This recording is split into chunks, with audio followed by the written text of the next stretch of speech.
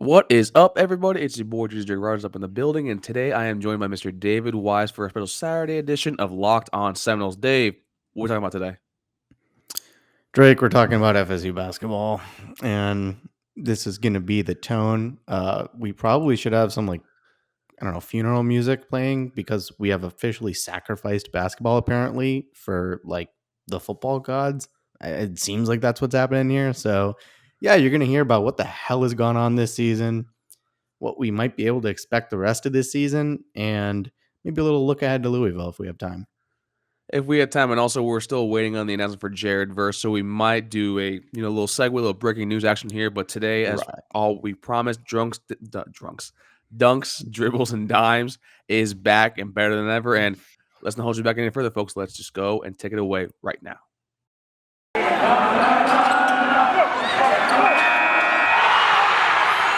You are Locked On Seminoles, your daily podcast on the Florida State Seminoles, part of the Locked On Podcast Network. Your team every day.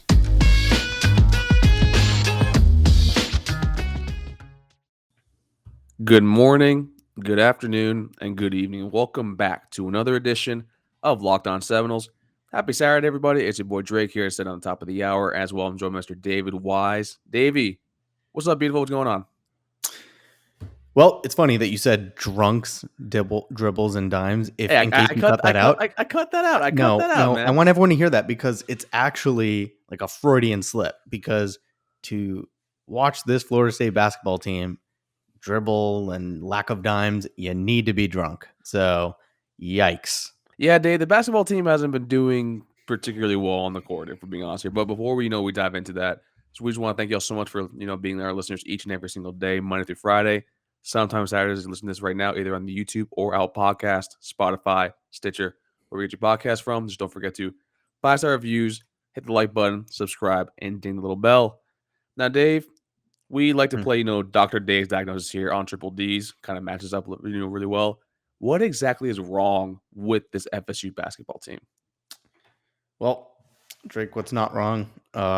It starts and probably ends with the offense or total, complete, and utter lack thereof. There is zero cohesion on this offense. There is a lack of depth on this offense, obviously because offense is a problem, scoring is a problem. And the last couple of years, even when we've been good, including that team 2 years ago that could have, if not should have, won a national championship, still had these Hamilton-esque periods of time during the games where we would go on these inexplicable scoring droughts. And with the lack of true players that can just take over games this year and a lack of 5 guys who can all score out there at once, you're seeing that way more prolonged. I think we went, Jesus Christ, what was it against Wake? We had an 8 or 9 minute stretch where I don't think we made a basket, which is almost a quarter of the game. Yeah, pretty much right now we complained a lot of how Coach Ham's teams suffer from scoring droughts where they just don't score the game throughout the game. Now it just feels like we just don't score in the game at all, period. Yeah. It's gone from a drought to just a desolate game of scoring, and I just don't know what exactly is the problem. Whether it be, you see Caleb Mills, we kind of knew him coming in from Houston, he would be high volume shooter. But the problem is he's taking 20 of those shots, making it about 4 to 5. I think he's doing his best Dion Waiters impression thing I've ever seen. And then you have someone like Anthony Polite, who coming into the year, we needed to take that extra step forward and being our sharpshooter. And he just hasn't been able to capitalize on that. I think the only person actually that's has gone above and beyond what we expected them to do is Malik Osborne, aka the Garnet Goblin. Yeah. It's if you run through the stats of this team, I mean, you struggle to find things that we do well on offense. It's funny because we've been really bad at 3-point shooting. We're shooting 33% on the nose, which is 200th in the country. Not good. But the funny thing is, we're actually worse at 2-point shooting. We're shooting 50% from 2, but that's 210th nationally. So we're not shooting 2s well. We're not shooting 3s well. We're not shooting free throws well, 177th in the country. We're terrible at rebounding, especially on the defensive side of the ball. Against Wake Forest, we got out-rebounded by 22. That's a lot of possessions to lose. You can't score if you're not getting the ball. And did it also during the Wake Forest game, we led the turnover margin actually in that game?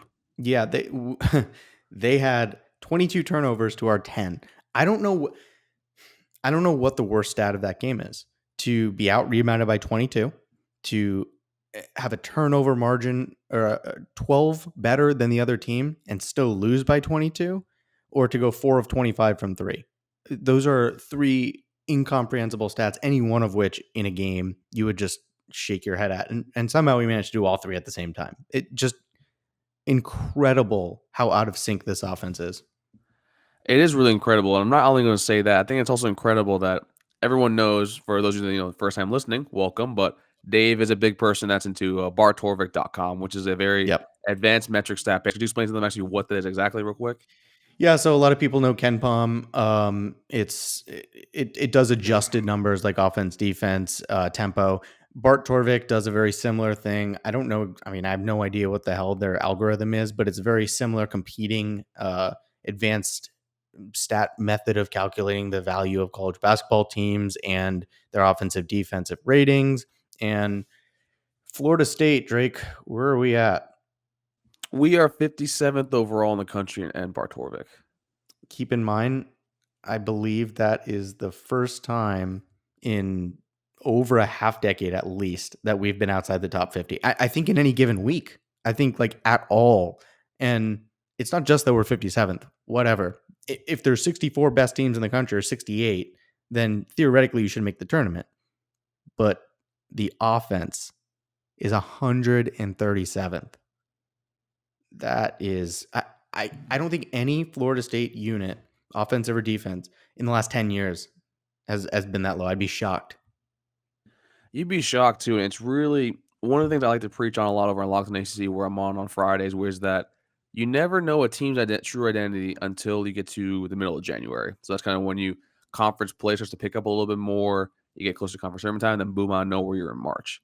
And with this FSU team, we started out the game really hot. I mean, I'm pretty sure I was over here, but we beat a Penn by 30 points. And we thought I was thinking they were going to be a Final Four team. Then we dropped one to Florida. We win close ones against Tulane, against Boston University in overtime. Yep. And then we lose 3 in a row to a Syracuse team, a Purdue team, and South Carolina team. And since then, I think we've gone like, 2 out of 4, leading up to that. So it's like, with this team, this feels like the first team in a very, very long time that we may struggle to make the tournament, and most likely that we might not even be able to make it, because it feels like we're just a very young team and a very guileless team, if that makes sense. Yeah, no, totally. And I don't know how the team gets better. It's not like one of those ham teams where they start slow, but they're going to improve. Like this team, you would expect to improve, sure. But it's funny because on KenPom, one of the stats they calculate, and who the hell knows how they do this, is luck.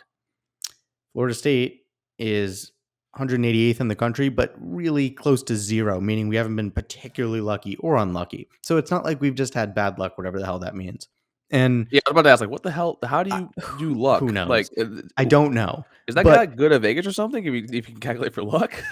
Yeah, you tell me. But I mean, like, if we were ridiculously unlucky, then that would just make me think, okay, like, keep playing ball. I'm sure Ham's preaching the right things in practice because it's always worked out. And again, I've said this so many times before, it's a testament to how great of a program Leonard Hamilton's built that we're like disappointed in a basketball team that's still ranked top 50 statistically, but the defense is playing well.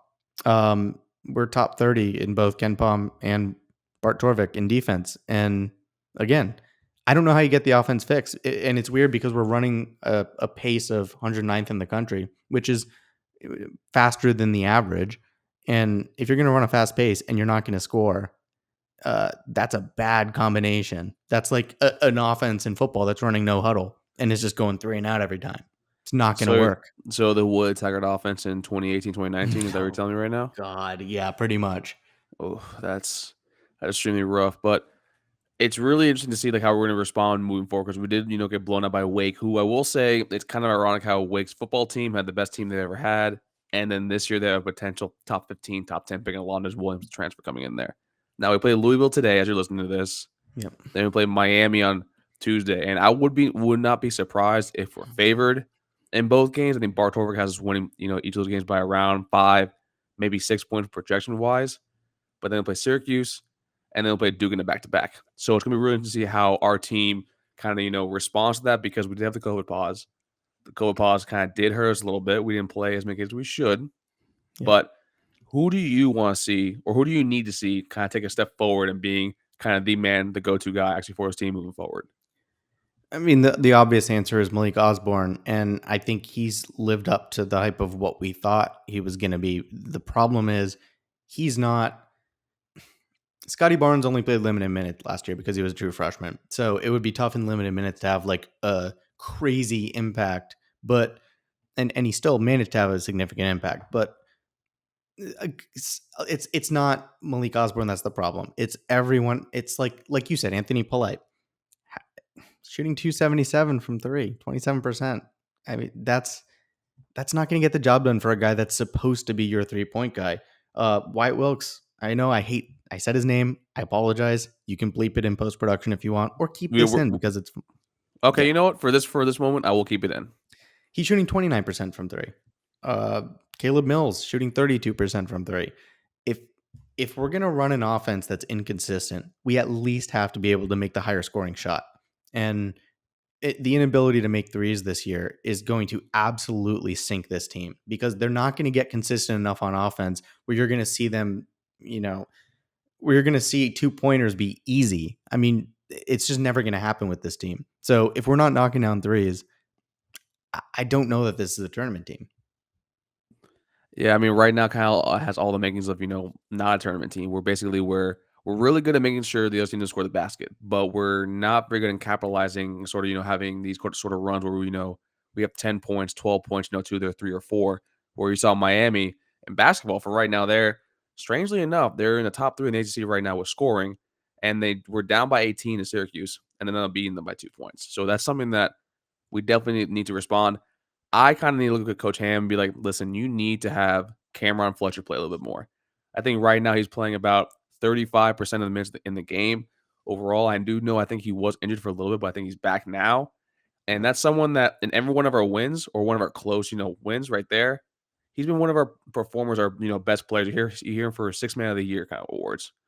And to me, that's someone that put him in the lineup, maybe put him get a little more minutes than a Wyatt Wilkes. I think they're right now neck and neck right now with this sort of thing. And then also with Matthew Cleveland, like I know he's not a Scotty Barnes, he's not a Patrick Williams, but I do need him to take a little bit more of a step forward. I know this team is very young, and that's something you kind of harped on in our first few shows. So I just need to see this team maybe not grow up, all the way through, but maybe just understanding that you're playing big boy basketball now and kind of be a little more physical to play. I think you're saying that we lost Balsa and we lost Tanner Engom too, to injury. Yeah, I'm glad you said big boy basketball because it's one of the main areas of issue I pointed out before the season with this team was going to be the big boys, the guys down low. We didn't know a lot about them. We didn't know what John Butler, who needed to put on weight, would look like. We didn't know what Tanner Engom would look like. We didn't know what Naheem McLeod would look like. And the result is we're not rebounding. We're not getting defensive rebounds. If we're allowing other teams second point chances when our offense isn't scoring, I mean, Jesus Christ, you can't draw up a better formula for losing the teams you shouldn't lose to. And at some point, it's not teams you shouldn't lose to. At some point, they're just better than you or you're worse than them. And if we don't find a solution for guys that can box out down low and get rebounds defensively on a semi-consistent basis, like I said earlier, the 3-point shooting is important, but I don't even know if that would overcome things. Like, you can't get out rebounded by 22 in conference play. You're not going to win that game. I don't care what you do from the 3-point line or the free throw line or anything else. You're just not going to win that game. Too many second chance points. Agreed. Folks, I know it sounds... What's really funny, heading into this year, me and Dave were super stoked about doing the basketball triple leagues. That's one of our babies here. Like, we even got Max to get into it last year too, because he wasn't the biggest basketball fan. Now he's following the team each and every day, and now it's kind of what's somber, I think is the right term for that. Because right now, yeah, because it feels like that the football team's coming back. I mean, we're seeing where now we'll actually do our little transition over to the Jared Verse announcement that just occurred, but Is there any positives that you can make actually for this basketball team heading into the bulk of conference play? Is there anything that you can have a little hope that actually we can actually turn this thing around?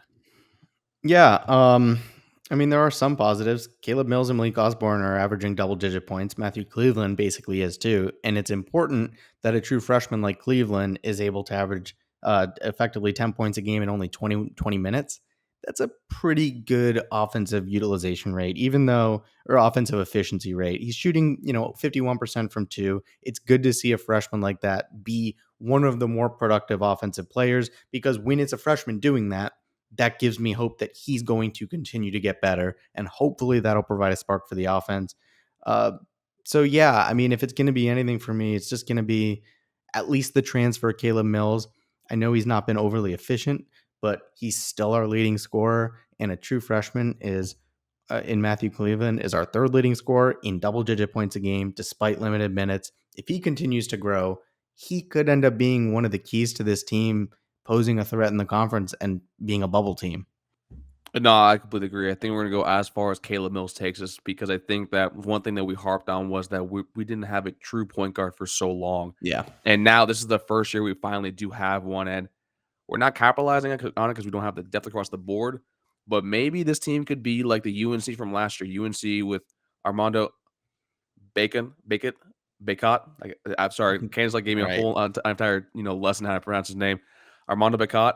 And that was a very, very young team that, remember, struggled at the beginning of the year and then ended up being an 8th or a 9th seed heading in the tournament. Now, granted, they lost to Wisconsin in the first round, but maybe it's something that we'll see with this team, because this year, UNC is actually, I think, number 2 right now in the conference. So maybe it's just simply a young team that's still adjusting to the growing pains of the college game.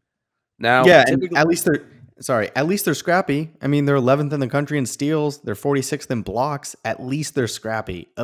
There are positives to look at. That's one of them. Keep forcing turnovers. you know what? I love that. I love that. Just keep things positive, because I think that we'll be able to celebrate a little more FSU basketball wins, in the coming future. Now, let's shift over to the actual bread and butter of the Florida State athletic program. We received word by Twitter and himself, so I think everybody else received word too when we're recording this, that Jared Verse actually finally did commit to FSU To the good today. guys. To the good guys, the defensive end from Albany. Dave, you have been super psyched on this guy. Tell me what you love about him. Yeah. So first of all, he's I think 6th or 7th among all transfers in this class. That's what 5th, top 5. You're telling me among all transfers, regardless of position in this class. That's ridiculous. I may not be an analyst, so A, I trust those guys, but B, if you watch his tape, I know it's Albany. We can say that as many times as you want, but Jesus Christ, he looks the part. Like physically, he looks like a defensive end, but also he plays the part. It's different to me than Marcus Cushney from last year, who, when I put his tape on, even watching his tape, the highlights, I thought to myself, okay, that is not what I thought watching Jared Verse's tape. It seemed totally different to me, because I can see why a lot of people would be like, how is that any different? Already Cushney's in the portal, didn't make an impact at FSU, just like I said would happen. But I don't see that happening with Jared Verse, and you got to take a chance on somebody with Jermaine Johnson leaving. That's actually big, folks, because you do know that Dave has and I think he has a very bias against anybody that does not play in the Power 5 level. You can go to any single episode from Noles Anonymous days, either be Group of 5, whether it be FCS. So it does mean a lot for him to actually say that he does believe in Jared Verse being a great quality piece. I'm right there with him too. There's a reason why that when he entered the portal, he had about 30 to 35 offers, like just immediately come out. Big I mean, offers. Big offers. Like I remember University of Florida was one of the first offers to go out. I thought he was going to go there originally. Texas. I know he visited Tennessee. Purdue was on him. Like we fought off probably Tennessee and LSU and Miami at the very last minute. And Jared Verse is somebody that I'm very excited to see. And Max says that we need to bring the Moneyball approach to replacing the Jermaine Johnson and Kier Thomas production. I wouldn't be surprised if Jared Verse, maybe not this year, but the following years, will be someone that can match that production, because he has that 6'4", near 250-pound frame, has the speed, the explosiveness. And the one thing I had with Marcus Cushney was that he's a little bit smaller, but he also had the one move. He had the one move in the sort of college field, especially in the NFL when you go there later on. You need a little more tools and weapons in your repertoire to kind of like keep them guessing. So that's kind of where I stand on with Jared Verse. And actually, that's a huge pickup for Adam Fuller, who I've been, saying a lot of stuff about when it comes to recruiting, and also for John Boots as well.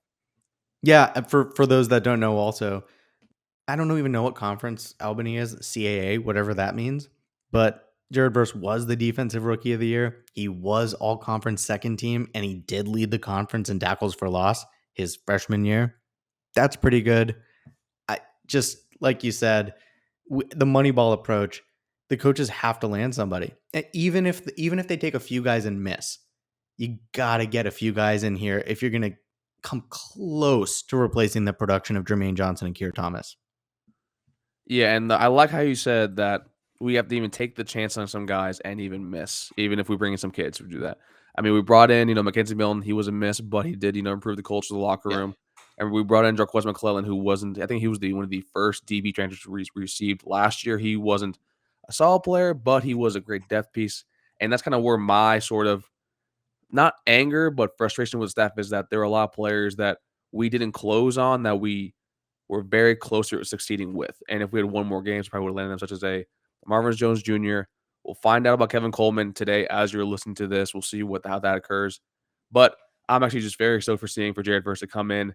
Number 5, aka the King of Tally, as he says in his commitment edit. It's actually pretty dope. You've seen this, Dave? Pretty cool. It's like a king portrait. Damn, they did a pretty good job on that. Actually, shoot. But I got nothing else to say, folks. Dave, you have anything else to say before we send them out of here? Yeah, man, that's our highest rated transfer, and we have 8 transfers now. We are continuing to reshape this roster. Go football. Go football. And I think that's what we have 8 transfers, and about 15 of them actually are signed. Yeah, something like that. So that means we have 23 total kids. By the math top of my head, that means we have 9 more spots to fill. And folks, as bowl games are done, I wouldn't be surprised if we see some kids from the portal enter from Georgia, from Alabama, from those championship games. We're all stoked to see that as well. You, me, Max, Holly, Stacy. We're also to see. Thank you so much for the love and support. Always, we love you guys so much. We can't wait to see you guys back on Monday. Don't forget, 5-star review, Out Podcast, Spotify, Stitcher, where we get your podcast from. Also, like the video, like this on YouTube. Hit the subscribe button so you see me, Dave, Max's beautiful faces, and ding the little bell whenever you want to get a little update. And also hit up me, Dave, or Max for our Discord link to make sure we're trying to grow a community here. Actually, I Locked on Seminoles, and we wouldn't be here without any of you guys. So with that being said, I am Drake. That was Dave. We'll see y'all next time on Locked on Seminoles.